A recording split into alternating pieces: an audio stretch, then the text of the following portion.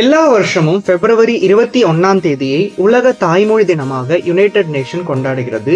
இந்த வருடத்துக்கான தீமை என்ன அப்படின்னு பார்த்தீங்கன்னா, youth voices on multilingual education. தாய்மொழி கல்விக்கு ஏன் யுனைடெட் நேஷன்ஸ் இந்த அளவுக்கு இம்பார்ட்டன்ஸ் கொடுக்குது அப்படின்னு பார்த்தீங்கன்னா, ஒரு குழந்தை தன்னுடைய எதிர்காலத்தில் தன்னுடைய பர்சனல் லைஃப்லையும் ப்ரொஃபஷனல் லைஃப்லையும் சக்ஸஸ்ஃபுல் பர்சனாக கிரியேட்டிவ் பர்சனாக வரணும் அப்படின்னு பார்த்தீங்கன்னா, அந்த குழந்தை படிக்கக்கூடிய காலங்களில் படிக்கக்கூடிய விஷயங்களை அனலைஸ் பண்ணி ஆழமாக புரிஞ்சு ஆழமாக திங்க் பண்ணி படித்தா மட்டும்தான் இது நடக்கும்.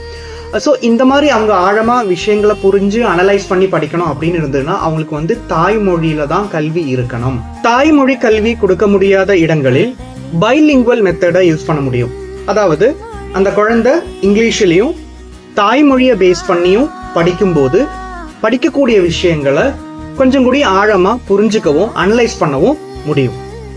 நிறைய ஸ்டூடெண்ட்ஸினுடைய திறமையும் கிரியேட்டிவிட்டியும் வெளியே வராமல் இருப்பதற்கு மிக முக்கியமான ஒரு காரணம் என்ன அப்படின்னு பார்த்தீங்கன்னா, தாய்மொழி வழியாக கல்வி கிடைக்காம இருக்கிறது தான்.